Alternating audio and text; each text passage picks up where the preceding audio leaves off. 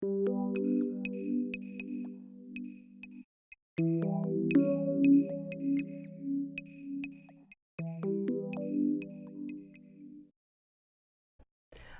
I'm Sheri Ross, and this is SLV Life, everything San Lorenzo Valley in Santa Cruz County, California. Today, we are taking a look at the San Lorenzo Valley Museum in Boulder Creek. My guests are Lisa Robinson, President of Board of Directors, Curator, Facilitator, and Ellen Dougherty, Director of Operations. Thank you for being here. Thanks, Sheri. So tell us when and how the San Lorenzo Valley Museum originated. Well, the museum really is a community organization. It was established by 3 members of the community in Boulder Creek in 1976. 3 men named Ralph Wilcox, John Holm, and Walt Backrack got together and established a Boulder Creek Historical Society. They operated a small museum on the 2nd floor of an office building for many years, and gradually built up the organization to the point where it could buy the Grace Episcopal Church and have a museum in there full time. And that's when it became expanded out again and became the San Lorenzo Valley Museum and Historical Society. Wonderful. I actually had the pleasure of meeting one of the founders of the organization. Oh. I just started working for the museum in August, and it just so happened on my first day of work, he came to visit after living away from the valley for some time, and I got to meet him, and it was really a pleasure. We had an excellent exhibit on at the time that Lisa curated about the California Powder Works. And he got to see that, and I got to meet him. It was a really lovely occasion. We try to focus a lot now that we've built up and expanded to include the whole valley. We focus on different aspects, reaching out to the community. It's part of our mission to share the history of the valley and get as many people to understand it and participate in it as possible. So we have materials that we share with schools. We have programs where schools have field trips with us.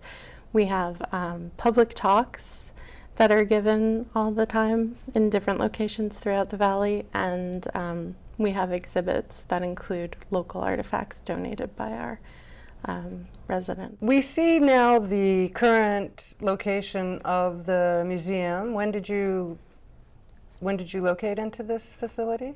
It opened in 1999. 1999? After it had been upgraded a little bit, and we've added an annex that stores our collection of different artifacts that have been donated to us. What other organizations is the SLV Museum affiliated with? Well, I think Lisa can answer that. So locally, we're affiliated with our business associations, such as the San Lorenzo Valley Chamber of Commerce, the Boulder Creek Business Association, more broadly, the California Association of Museums, the American Association of Museums, the American Association of State and Local Histories. So a broad range. We're also part of the Santa Cruz County Museums Partnership, which hosts a wonderful website that has museums, history museums, natural history museums, and art galleries spread throughout Santa Cruz, together with a map locating those, so great information for visitors to the area. That's fantastic. You sound incredibly organized, especially in terms of being able to connect the various organizations that are available, not only to support the museum, but to expand into the broader community. You had mentioned to me also that you did some work with the San Lorenzo Valley Chamber and the Boulder Creek Business Association. Right, we're members of both organizations, and from time to time we hold mixers at our location. business mixers. They're open to the public and open to members too. Business mixers for professionals, volunteers, anybody involved with or has an interest in the organization can attend? Absolutely. We'll have to get some information about that. Go ahead and tell us a little bit about your involvement with the Smithsonian. You said that you work with them through the exhibit envoy, is it? Right. We currently have on exhibition our second Smithsonian exhibition. Actually, it's called Hometown Teams. It's part of the Smithsonian Museum on Main program, which is part of their traveling exhibition program. Their traveling exhibits are typically very large. The Museum on Main program is designed specifically for smaller museums. Their exhibitions are around about 850 square feet, so fit nicely in our space. The Smithsonian typically works with state humanities councils throughout the country, but in California, they work with a nonprofit organization called Exhibit Envoy. Exhibit Envoy develops California-based exhibitions also, and we have hosted a couple of Exhibit Envoys exhibitions over the years. I mentioned that this is our second Smithsonian exhibition. We'll actually be hosting a third in 2020 called Waterways. You'll have to come back. Yes. And even though it's small for the Smithsonian, it did take our volunteers several days to unload it, set it up, and put it in our space. It's quite a lot of work, but the way that it turned out is really lovely. We have artifacts that are from our local community, and they're put in context with national trends. And we have photographs of that exhibit, the installation of it. Right. Right. Yes. Here we see the empty building. And the cases have been stored in the Boulder Creek Boulder Creek Parks and Recreation space at Redwood Elementary School, and we're very grateful to them for helping us, helping with that. Yeah. And here we see the exhibition itself. So Hometown Teams explores the deep roots of sports in American culture. Team sports, individual sports, how we participate in sports if we're not actually playing the sport, cheerleading, marching bands, Little League, and of course individual sports as well. And I liked this bleacher exhibit where they flip up. There's questions and you can try to guess the answer, and then you flip up the seat of the bleacher and it gives you the answer. There are other interactive aspects as well. We have, there's one where the seat's flipped up, so you see the answer there. And we are going to now look at a banner. You have a banner of the overall and some of the verticals. Yeah, as you mentioned, there are many interactives with this exhibition. On the screen now is a skateboard from NHS Skateboarding Museum here in Santa Cruz. We've worked with several different organizations: NHS Skateboard Museum, the Santa Cruz Museum of Art and History, and local individuals who have artifacts that are on display. That's incredible that sports organizations locally are able to participate as well. We did. We were able, through one of our board members, to have the coach from the Santa Cruz Warriors come on our opening day. And that was the last photo we just saw. Great. Tell us a little bit about the Warriors. Well, one of our board members is a longtime fan of the team and basically has been going to see them since they started playing here in Santa Cruz. And she was able to get in touch with their organization, and myself and her, we got their coach to come and visit during our opening party to celebrate. And they brought with them the championship championship trophy that the organization earned a couple of years ago. But the whole experience organizing that is kind of a good illustration of kind of the culture of sports. Because the new coach hadn't coached the team to that win, he wasn't allowed to touch it. A different staff member needed to bring that championship trophy, because for the new coach to bring it and carry it, it would be bad luck, because it's not really his trophy, it's the team's trophy. Yes, don't want So the exhibit itself actually goes into some of these traditions in different places, that there's a lot of culture in the background of sports. It's not just, oh, what's your team? There are a lot of little details that come out. And it was a wonderful opening. The coach gave a short speech. We had other local coaches from Cabrillo College, and everyone gathered together and had a look at the exhibits. I think we just saw some of the photographs from years past, some of the older photographs that you have as a part of many, many others. Right. The one that's being shown right now is a local photograph of the Pogonip polo team, right from here in Santa Cruz. Right. We have other local photographs on exhibition, along with the many, many photographs that the Smithsonian has provided from its archives. So we especially love the ones that are from our area. Absolutely, yes. And you have some also sports polo mallets, or yes, I was just saying, you have some of their equipment on exhibit. Yes, we do. Perhaps one of the most interesting was the Santa Cruz Sentinel did an article on the exhibition arriving, and I got a phone call the following morning saying, did you know about this motorcycle history? You've got to have the motorcycle history of Santa Cruz County as part of this exhibition.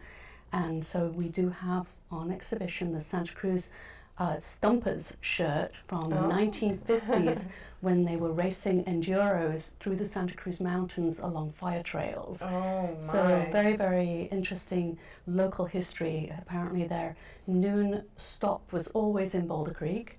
And there were 4 endurance motorcycle rides through the mountains in the 1950s. I did not know that. It was pretty fascinating when they dropped off the artifacts, because Keith, the man who donated them, was telling us stories of what they would have to go through to actually get through the mountains here, including fording creeks with a motorcycle. It was quite impressive. Yeah, it's great to learn about how organized it actually was at a time when we don't typically think of too much, of organized sports happening at the time. Wonderful. Well, we have a video, a hometown video from the Smithsonian itself, correct? Yes. Would you like to introduce that? Well, this is a trailer video that introduces you to the exhibition and its relevance to the community.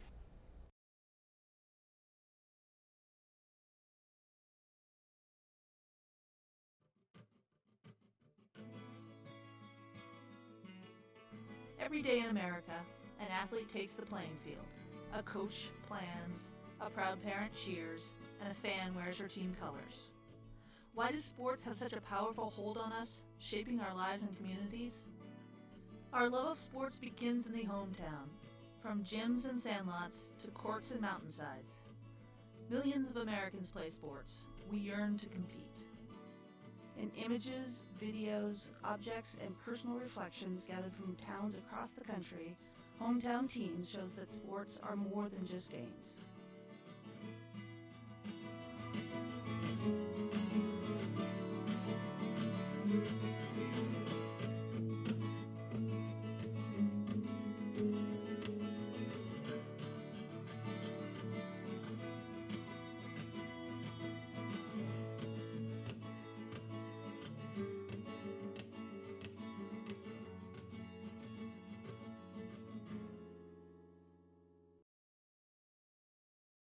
that was a nice introduction for people to see what's coming, at least an overview, and to get them connected into the exhibition. We have also an interactive feature that I thought was interesting, having a music background myself, is a Grambling Band photograph of a marching band. Now, go ahead and tell us about the iPad exhibition that you have. So this is part of the Hometown Team's Smithsonian exhibition. It's an iPad that is essentially a library of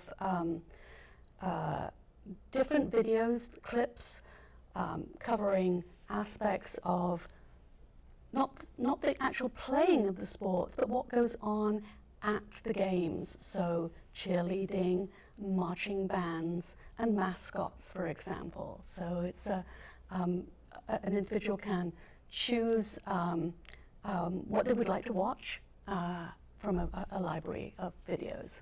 Let's give an example with the iPad video.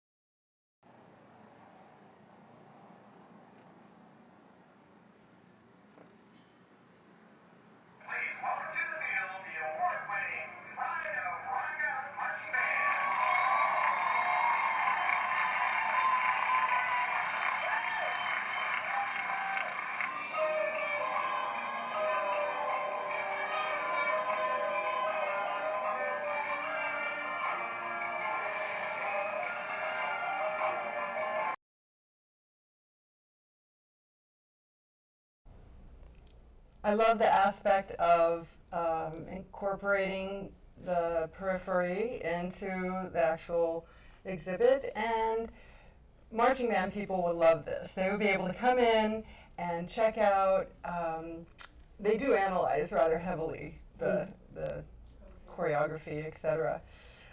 So that is a wonderful aspect of it. And this exhibition runs through December 3rd. So come on down.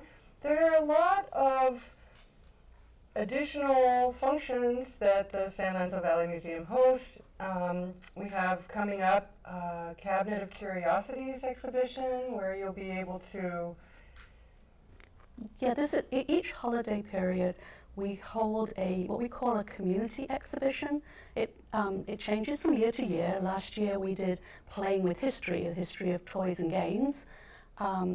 This year we're doing Cabinets of Curiosities. We like the community to be involved, sharing the things that they have, anything that they collect, anything that might be a little fun or unusual, quirky, anything that if they feel is important to them and they would like to share with the community. So yes, please, we would love your involvement.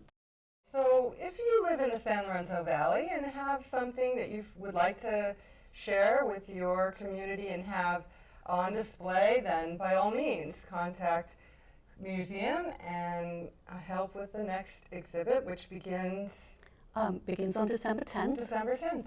Yep. And when people ask me about it, what's coming up, I tell them if they have something that their neighbors and their friends always ask them about when they come to their house, something that has a little bit of a story, a time when they traveled. That's the name, Cabinet of Curiosities. Yeah, they should think about loaning it to us. Great. Well, tell us about the other holiday event coming up. You have a craft event. That's correct.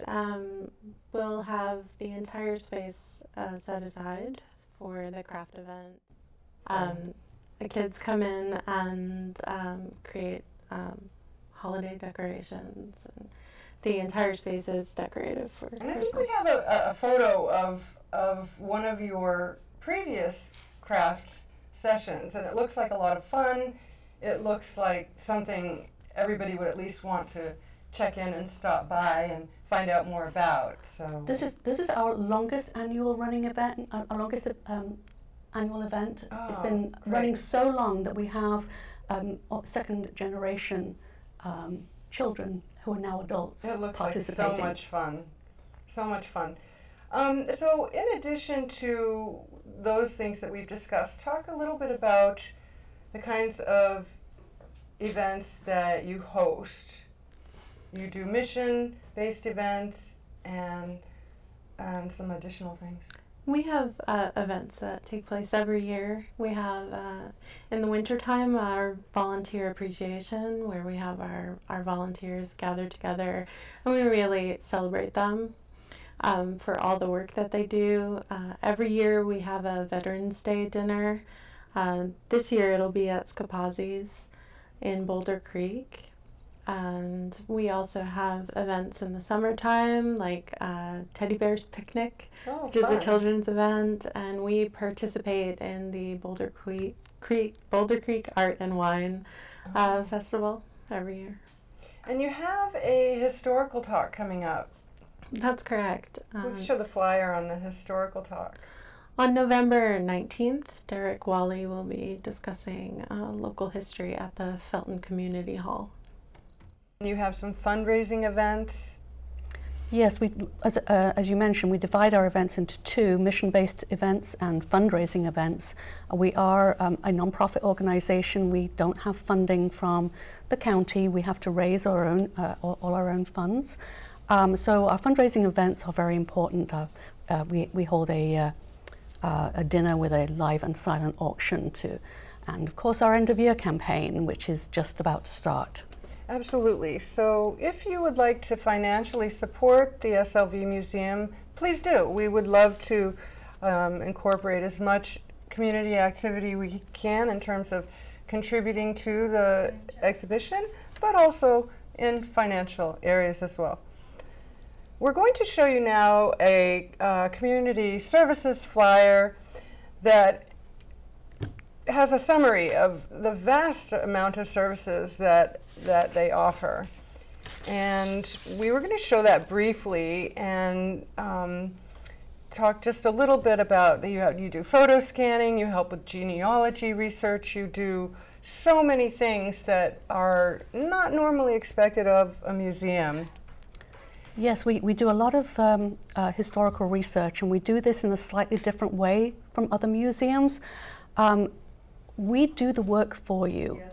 And the reason we do that is so that we can actually provide you with copies of the documentation. It means that we're building our archive of digital documents all the time. So if you have a question, we access our materials in our archive, scan those documents for you, email them to you or print them depending on which you would prefer.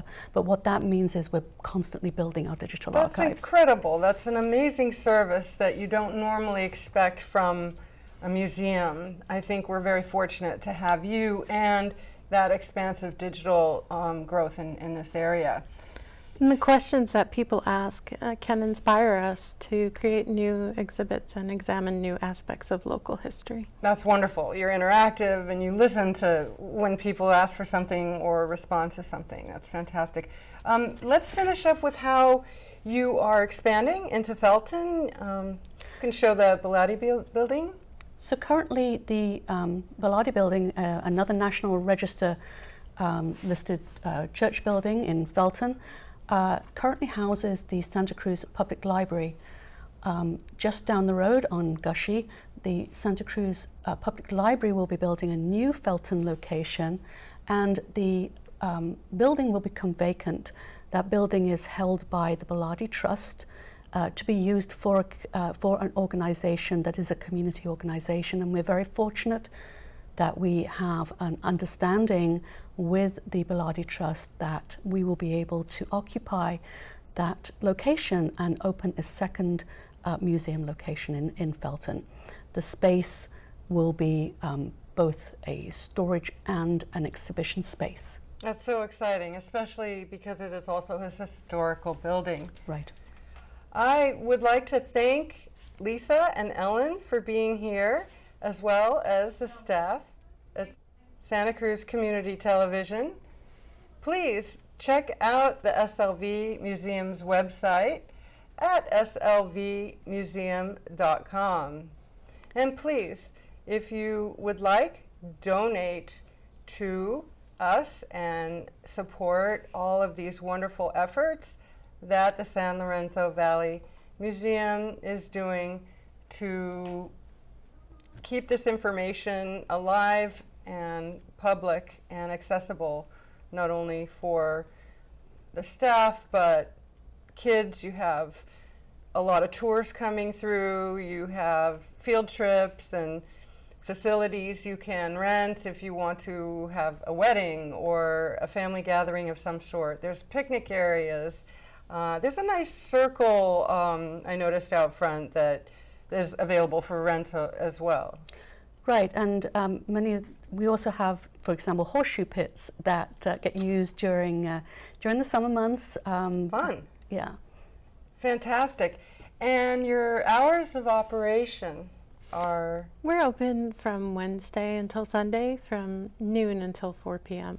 Wednesday through Sunday, every week, 12 to 4. Now, does that change at all during the holidays? It does. We'll be closed on Thanksgiving and most likely the day after Thanksgiving. Okay, so if you would like to visit, check the holiday schedule if you are hoping to visit during a holiday time. And thank you so much for being here once again. I'm Sheri Ross, and this is SLV Life. Please email me if you have ideas for future shows, content, at sanlorenzovalleylife@gmail.com. And I will see you here again soon.